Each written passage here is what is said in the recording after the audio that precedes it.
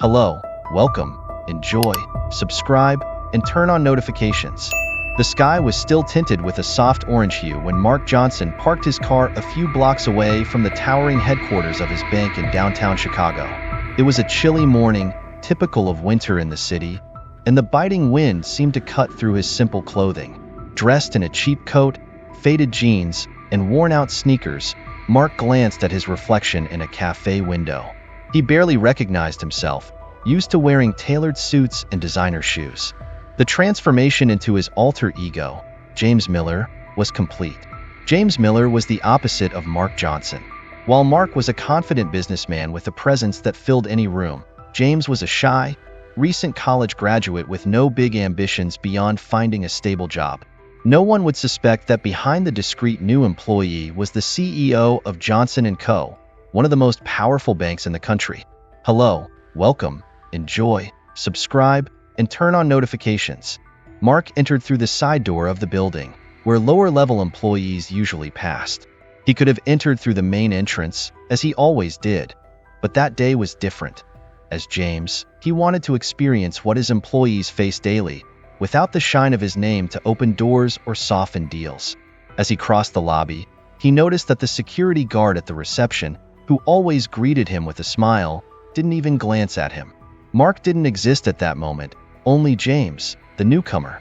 The elevator was crowded when he got in. He felt quick glances of disdain as people realized that, among all those present, he was the only one who seemed out of place, as if he didn't belong there. The doors closed, and the elevator began to ascend, stopping on the 12th floor, where he was supposed to report.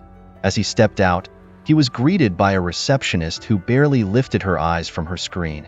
"Name?" she asked, her voice filled with boredom. "James Miller," Mark replied, keeping his voice low, trying to blend into the role. She typed something into her computer and, without even smiling, handed him a temporary badge. "Wait there, someone will come to get you." Time passed slowly as Mark waited, sitting on an uncomfortable chair. He observed the activity around him. No one seemed to notice his presence. He saw employees hurrying by, exchanging enthusiastic greetings with some, but completely ignoring others. There was a clear division, and Mark began to understand the murmurs he had heard about the company's culture. Finally, a burly man with a stern expression appeared at the door. "Miller?" he asked without a trace of enthusiasm. "Yes, that's me," Mark responded, standing up. "Come with me." The man didn't introduce himself, and Mark followed him in silence through a long, monotonous hallway to a small room at the back of the floor. "This will be your space," he said, pointing to a small desk tucked away in a corner, far from the windows and the rest of the team. "What's your name?" Mark asked, trying to establish some connection. "Victor," the man replied curtly. "You'll be working directly under my supervision. I have some tasks for you to start with." Mark nodded, knowing that any attempt to socialize would be futile at that moment. Victor handed him a stack of documents. "I want you to organize these and then scan them all. We need these files in PDF format by the end of the day." Mark looked at the stack and then around the room. The space felt like a forgotten archive, filled with old filing cabinets and stacked boxes. There was no modern technology in sight, just an old computer that barely worked. It was clear he had been placed there to be forgotten. He began working, feeling like he was in a job from decades ago. The documents were mostly old contracts and invoices, nothing that required his level of education.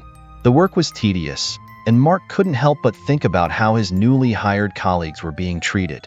During lunch, he decided to take a walk around the floor. He wanted to see how the others were doing. As he passed by the cafeteria, he noticed a group of young employees sitting at a table, laughing and chatting animatedly.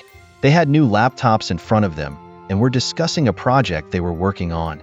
Mark felt a pang in his chest. He had noticed at the reception that these same employees had been greeted with smiles and detailed instructions, and now there they were, clearly involved in more challenging and important tasks. Determined to learn more, Mark approached the group, trying to start a conversation. "Hey guys, how's everything going? What are you working on?" One of the guys looked at him with disdain. "Oh, you're the new guy, right? James, isn't it?"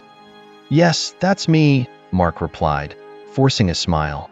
"What we're doing is confidential," said another condescendingly. "And I think you should go back to your little corner and keep organizing those papers. Victor won't like to see you around here." The comment was followed by muffled laughter as Mark walked away, feeling completely alienated. He returned to his room where Victor was already waiting with an impatient expression. "Do you think you can waste time here?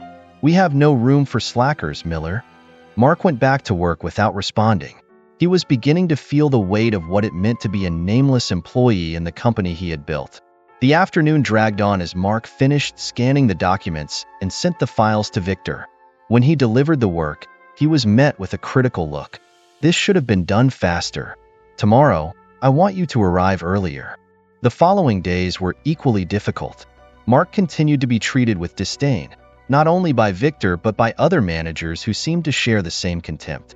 One afternoon, when he finally managed to finish a task ahead of schedule, he decided to seek out Victor to ask for more responsibilities. Perhaps if he showed initiative, he could be treated differently. He found Victor in a meeting room, accompanied by two other managers.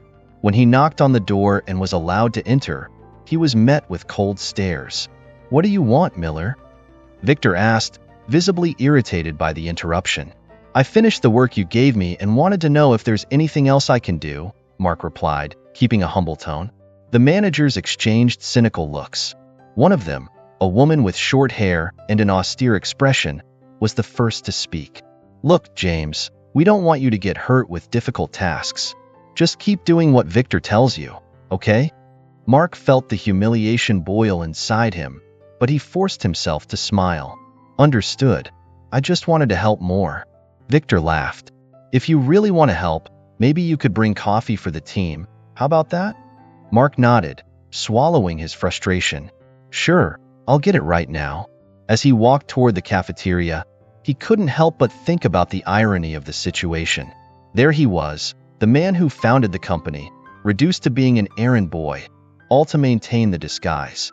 When he returned with the cups of coffee in hand, he was met with disdainful looks and a sarcastic joke from one of the managers. "Finally, something you do well?" The weeks passed in this routine of humiliations.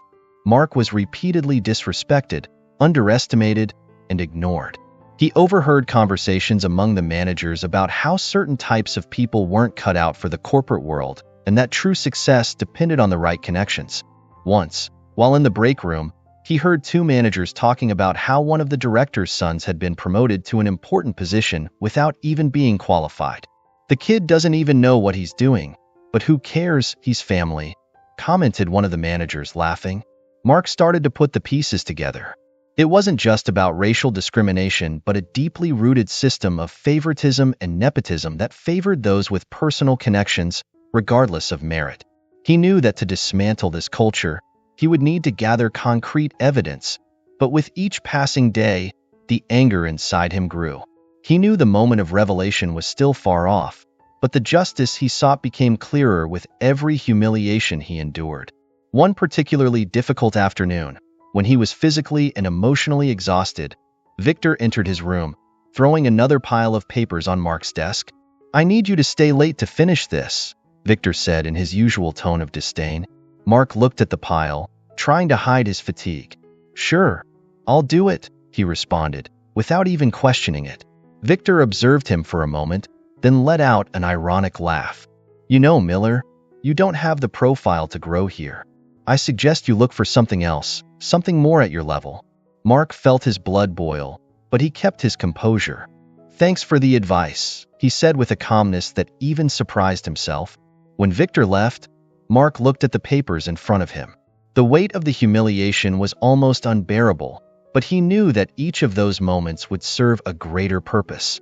He wasn't there just for himself, but for all the employees who, like James Miller, had been underestimated, humiliated, and forgotten.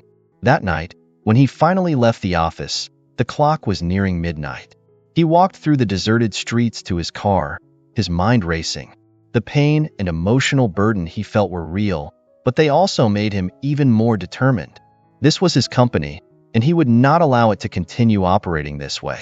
As he drove home, he decided he would drive even deeper into his investigation.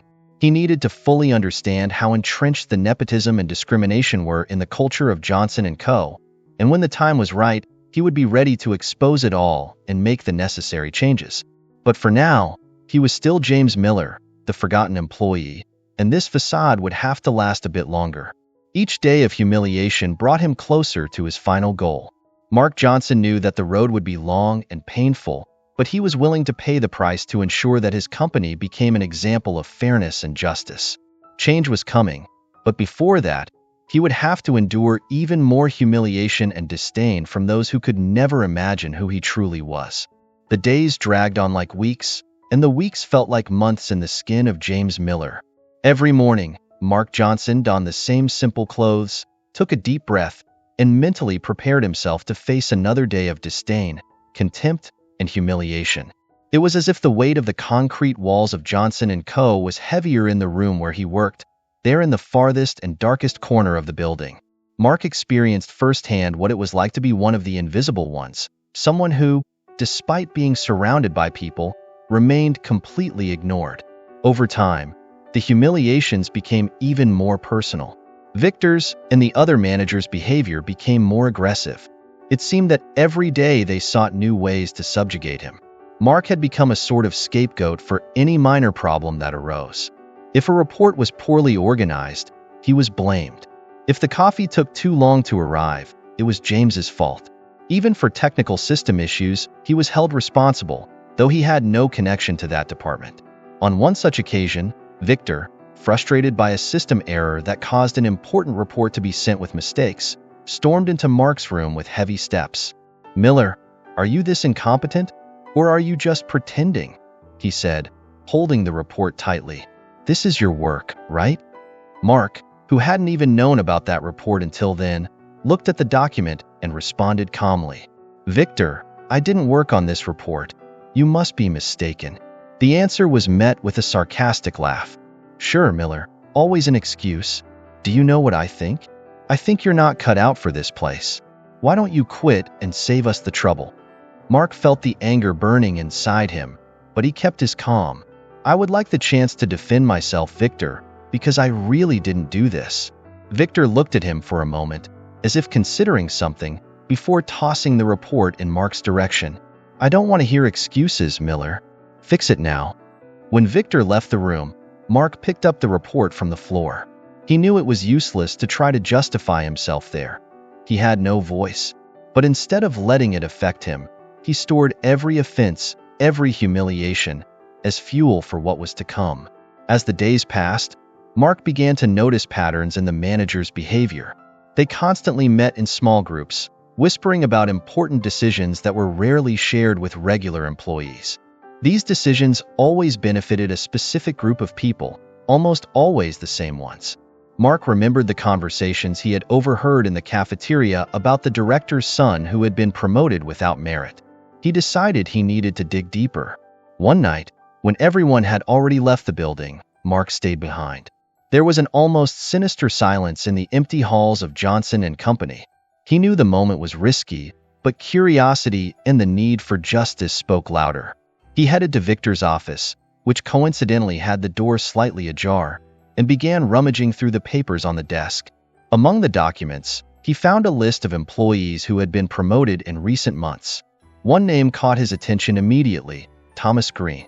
He remembered hearing about Thomas in a casual hallway conversation.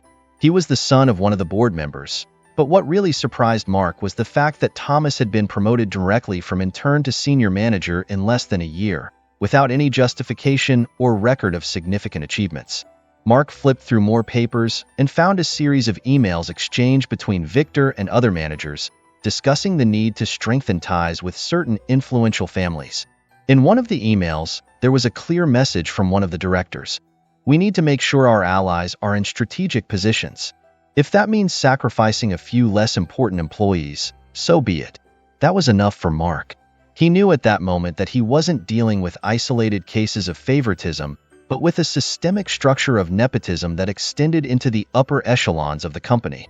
Friends and family of directors and managers were being blatantly favored, receiving positions of power regardless of their qualifications or performance. The next day, Mark tried to act as if nothing had happened, but the tension inside him was mounting. He knew he was in dangerous territory, but he also knew he needed to gather more evidence. In the following weeks, he began to closely observe the behavior of the managers and their protégés. He discovered that some of them didn't even show up regularly to work, yet they still received bonuses and promotions.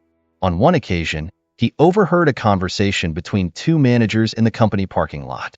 They were talking about the importance of maintaining appearances and ensuring that our people were always in prominent positions so that the company remained within the family. Mark began to realize that nepotism had infiltrated nearly every sector of the company. The meritocracy he had so strongly believed in when he founded Johnson & Co. had been eroded by a system of favoritism and privilege that destroyed the morale of competent and qualified employees. Those who weren't part of the inner circle were relegated to insignificant jobs, while the protégés occupied positions of prominence, regardless of their skills. The constant humiliations Mark suffered were becoming increasingly difficult to bear. The sarcastic comments, the laughter at his expense, the looks of disdain, all served to reinforce his determination. He knew that to dismantle this corrupt system, he would need more than just documentary evidence. He would need a strategy. One particularly difficult afternoon, after another humiliating lecture from Victor about how he would never get anywhere, Mark went to the bathroom, locked himself in one of the stalls, and took a deep breath. He looked in the mirror, his disguise becoming a prison, but he knew it wasn't the time to reveal himself yet. He needed to hold on a little longer. He decided that the best way to expose the nepotism was to make the culprits fall into their own traps. He knew the managers and directors were greedy and, above all, too confident in their protection system. If he could get them to reveal what they were doing themselves, he would have the material needed not only to fire them but also to ensure they never got a job in another major company. The following week, Mark began subtly approaching the protégés. He knew that, despite being beneficiaries of the system, many of them were young and insecure, always worried about pleasing their mentors. He started listening carefully to conversations in the cafeteria, gossip in the hallways, and whispers among employees. Nepotism had infested the company from within. Once, he managed to infiltrate a conversation between Thomas Green and another protégé, where they talked about how they had been instructed to follow Victor's orders without question because that would secure their future in the company. Mark realized that there was an opportunity here. If he could sow doubt in the minds of these young people, they might reveal their mentor's secrets. During a coffee break, Mark pulled Thomas aside. "Hey, Thomas, I heard you were talking about how tough it is to please Victor. He seems really demanding." Thomas looked at him with a mix of surprise and disdain. "Yeah, but Victor's the boss here. If you want to move up, you have to follow what he says without questioning." Mark nodded, pretending to be interested. "I get it, but what if he asks you to do something you don't agree with, like something that might harm other people?" Thomas laughed, though with a slightly nervous tone. "Man, you're new here. You don't understand how things work. You don't question. You just do." Mark noticed the hesitation in Thomas's voice. He knew there was more, something the kid might want to say but was afraid of. He decided not to push it at that moment, but he continued getting closer to Thomas and the other protégés, always making himself available to talk and offering a sympathetic ear. It was during one of these conversations that Mark finally got a concrete lead. Thomas, feeling more comfortable with Mark, began venting about the pressures he had been under. "You have no idea what it's like dealing with Victor every day. He always asks me to do things that don't make sense, but if I don't do them, I'm out." "Like what?" Mark asked, trying not to sound too interested. "Like these fake reports he makes me sign. I don't even know what most of them are about, but he says they're necessary to keep things under control." Mark felt his heart race. "Fake reports? You mean something that shouldn't be in the company's files?" Thomas looked around, as if making sure no one was listening, and then whispered, "Yeah, reports about projects that don't even exist, but he says they're necessary to justify certain expenses. He says it's just to keep up appearances, but I'm sure something else is going on." Mark knew he had found the tip of the iceberg. These fake reports could be the proof that nepotism and corruption were not only undermining meritocracy but also diverting company resources. He needed those reports, but he knew he couldn't just ask Thomas for them. He had to be more careful. "Thomas, have you talked to anyone about this?" Mark asked, keeping a casual tone. "No, and I won't. If I open my mouth, I'm out in a second, and my family needs this job. You know how it is." Mark nodded, understanding the gravity of the situation. "Yeah, sure, I get it.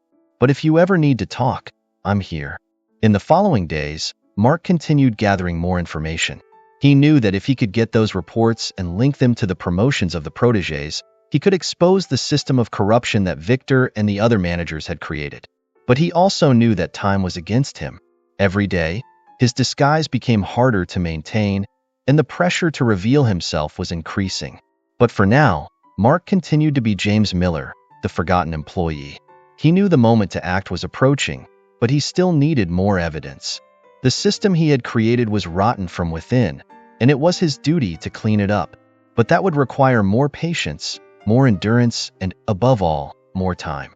The justice he sought wouldn't be achieved overnight, but Mark was determined to see it through to the end. So he waited, like a predator on the prowl, observing every move, every mistake, every word exchanged. He knew that when the time came, there would be no turning back.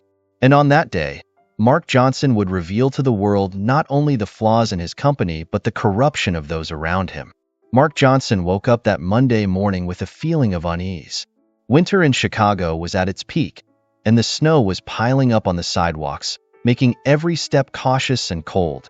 He was exhausted, not only from the emotional toll of living a life of lies, but also from the physical cost of the daily humiliations.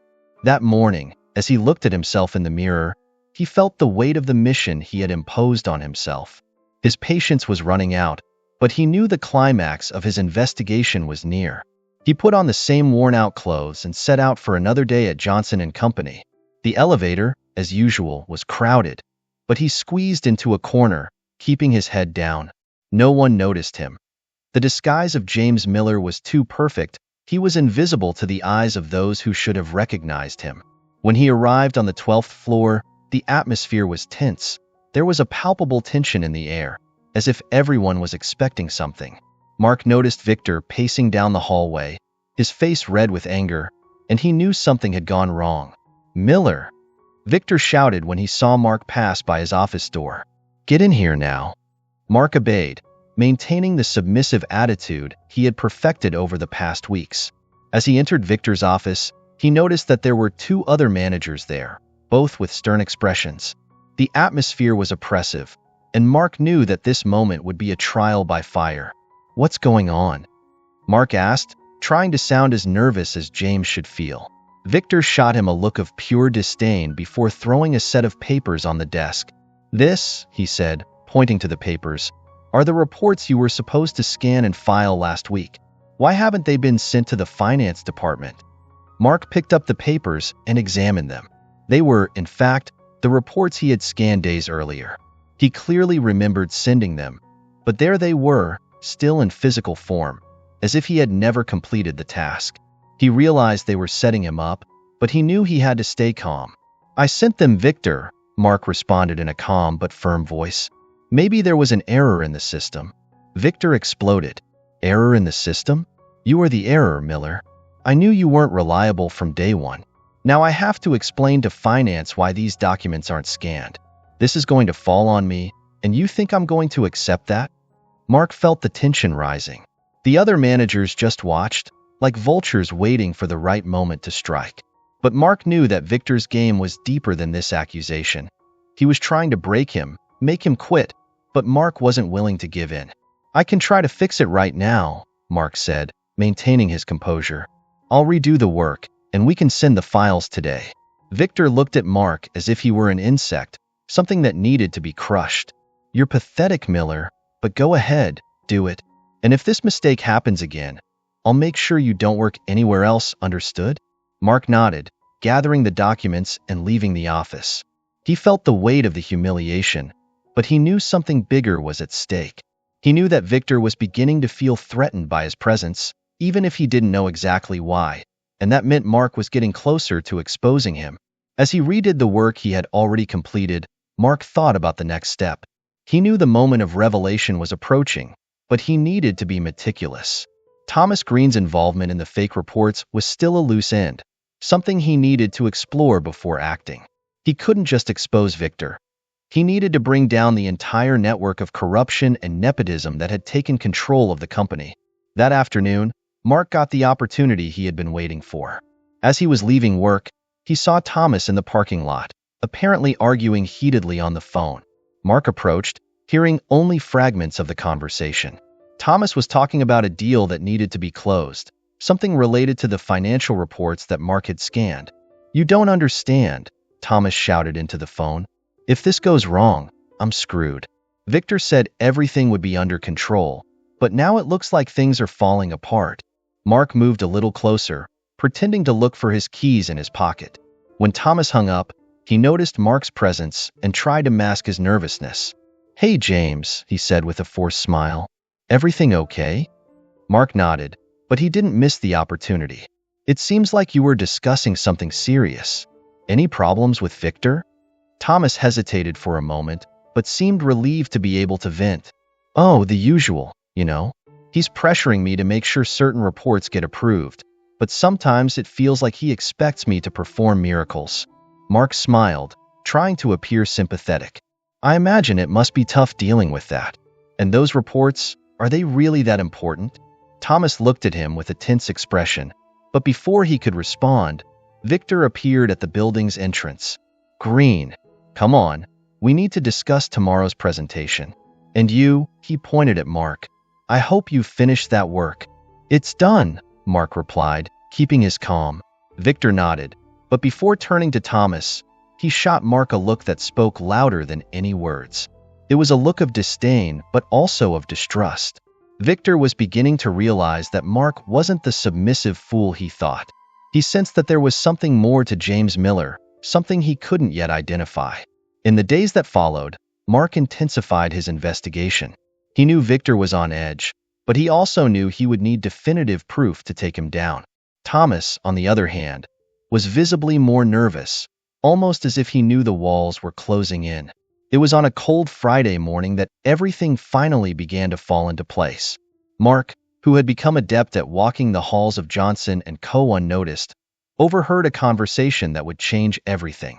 Victor and another manager were locked in a meeting room, discussing the situation with the financial reports that Thomas was involved in. "We need to make sure those numbers match," Victor said, his voice deep and controlled. "If the board finds out we're diverting funds to benefit our own, we're finished. Do you understand what's at stake here?" The other manager, visibly nervous, nodded. "Yes, but Thomas is starting to crack. He thinks someone's watching him." Victor let out an exasperated sigh. "Then keep the kid in line. He's weak but useful. If he falls, we all fall." Mark knew at that moment that he had everything he needed. He had managed to link Victor and other managers to the diversion of funds and the use of fake reports to cover up illicit promotions and undeserved bonuses. And more, he knew that Thomas Green, the protege he had been manipulating, was the final piece of this puzzle. That afternoon, Mark made a decision. He would reveal himself. He knew he had gathered enough evidence, and that time was on his side. If he waited any longer, Victor and his accomplices might destroy evidence or, worse, discover his true identity and take steps to silence him. The following Monday, Johnson & Co. was in an uproar. All employees had been called to an emergency meeting with the CEO. Rumors began to circulate. Some said the company was about to make a big announcement, while others speculated about a possible restructuring. But no one, not even the managers, knew what was really about to happen. Mark arrived early, wearing his James Miller disguise for the last time. He entered the building through the side entrance, passed through the crowded lobby, and took the elevator up to the executive floor.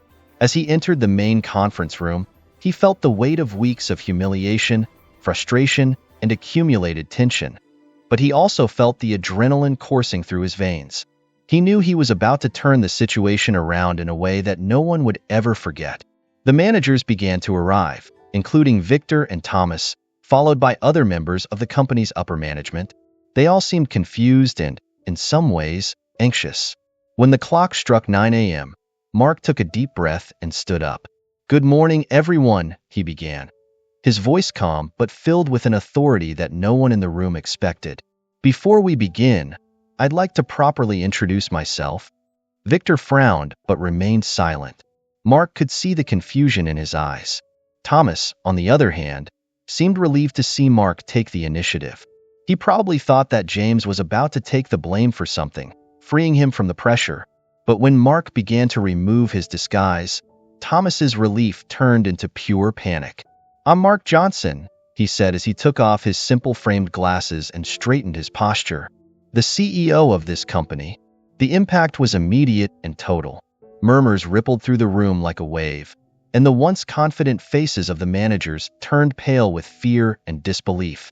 Victor, who had remained silent until then, suddenly stood up, his expression a mix of anger and dread. "Is this a joke?" he shouted, trying to regain control. "Do you expect us to believe that the CEO of this company would lower himself to this point?" Mark remained impassive. "This is no joke, Victor. For the past few weeks, I've been undercover among you as a new employee to see firsthand how my company is being run, a company I founded on principles of equality and justice." Silence fell over the room, heavy and oppressive. Victor, now visibly shaken, tried one last defense. "This is ridiculous.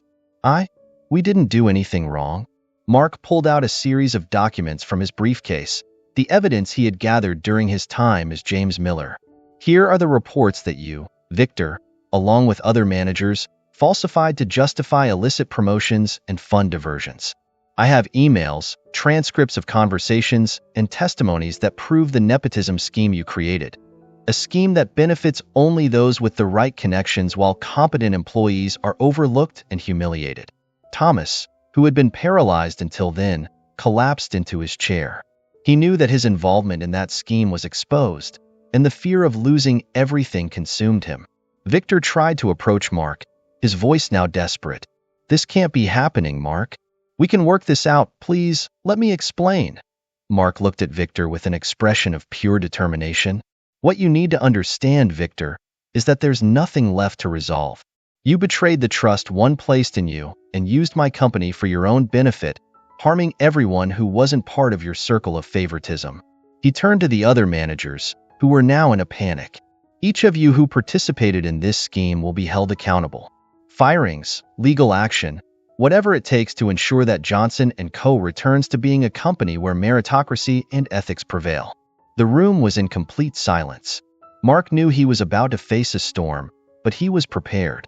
He looked at Thomas, who was on the verge of tears, and said firmly, "Thomas, you were used by these men, but that doesn't absolve you of responsibility.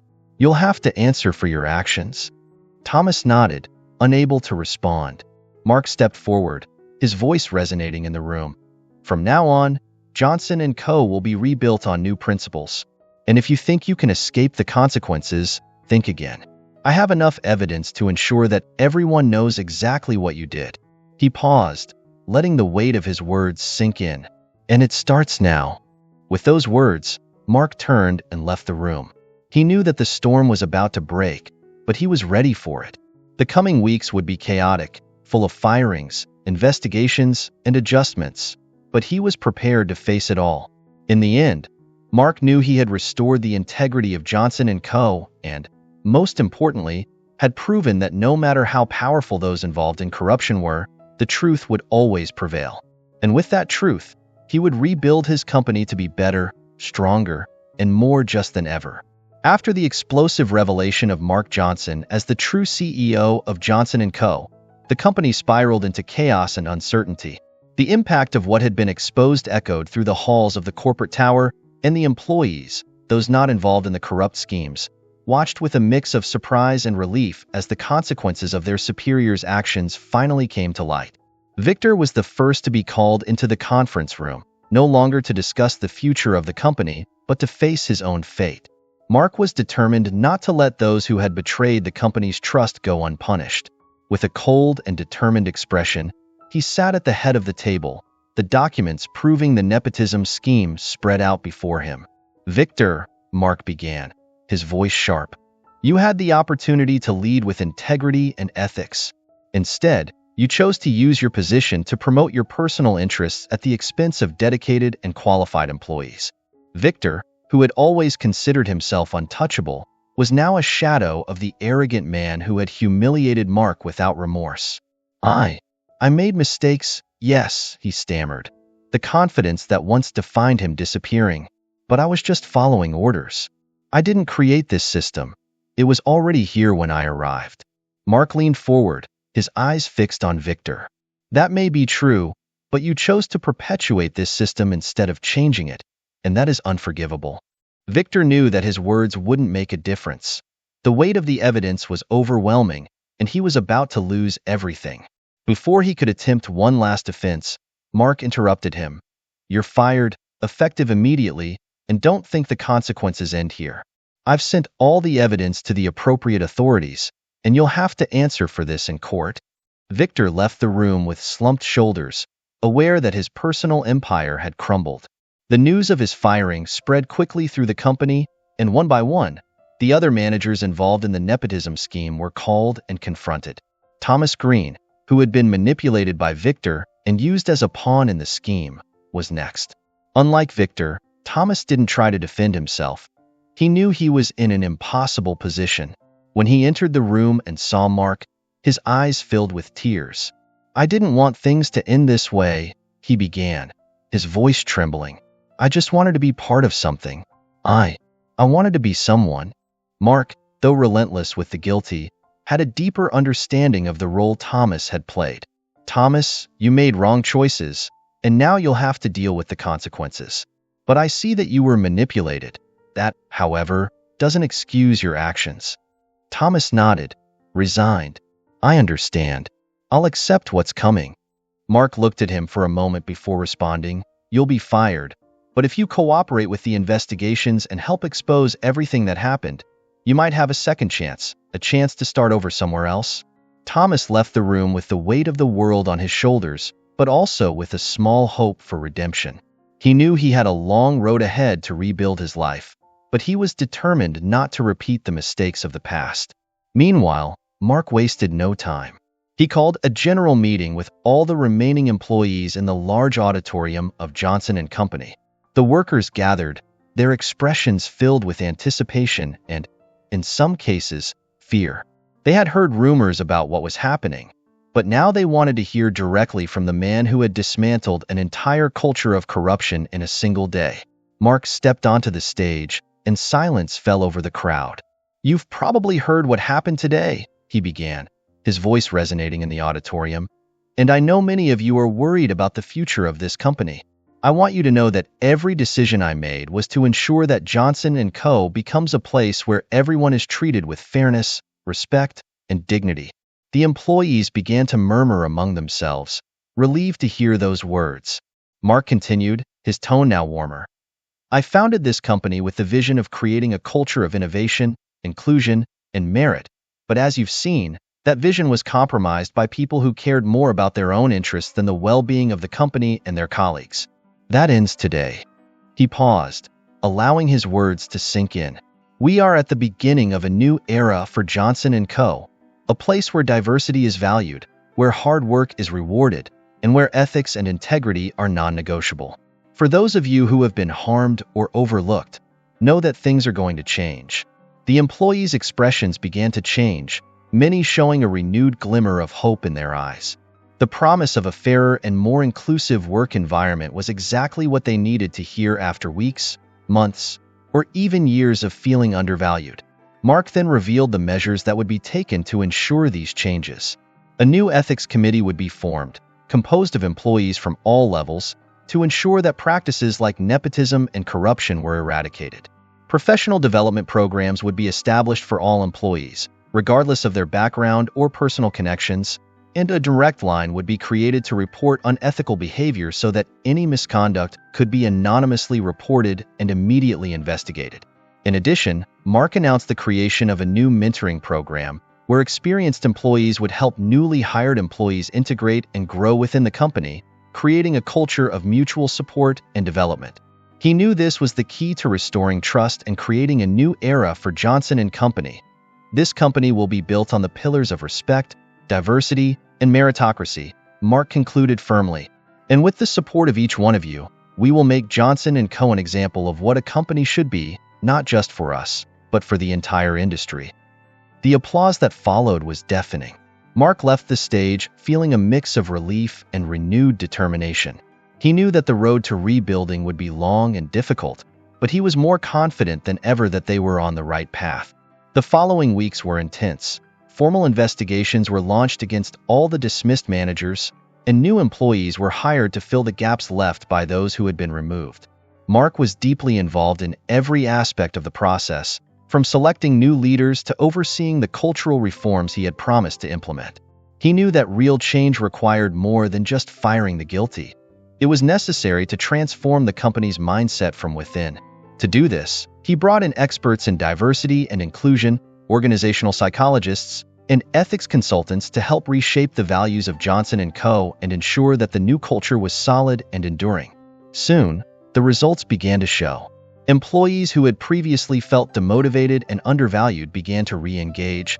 Ideas flowed, and innovation, which had been stifled by the toxic culture, began to flourish. Mark realized that by restoring employees' trust and creating an environment where everyone felt respected, Johnson & Co. was recovering quickly and becoming stronger. One afternoon, while reviewing progress reports in his office, Mark was interrupted by a knock on the door. It was Sarah Roberts, an employee from the development department, whom he had noticed as one of the most affected by the old corrupt system. "Mr. Johnson," she began, a bit hesitant, "I just wanted to thank you. For the first time, I feel like I'm at a company where my work really matters." Mark smiled, feeling a pang of pride. "You always mattered, Sarah. It's just that now everyone can see it." She returned the smile, and as she left, Mark felt that moments like that were proof that all the effort had been worth it. He knew that Johnson & Co. still had a long way to go, but he was more sure than ever that they were on the right track. Later that same day, he approached the window of his office and looked out over the city below. The snow had begun to melt, and the first signs of spring were in the air. Mark took a deep breath, finally feeling at peace. He had faced the darkness within his own company, and now he was guiding it toward the light. The last vestiges of uncertainty vanished from his mind. He knew he had fulfilled his mission to clean up Johnson & Co., to restore integrity, and to ensure that the legacy he would build from that moment on would be one of justice, equality, and progress. And with that, Mark prepared for the future, determined to lead Johnson & Co. into a new chapter, a chapter of true innovation, not just in technology, but in how a company should treat its employees and how success should be achieved with integrity, respect, and justice for all.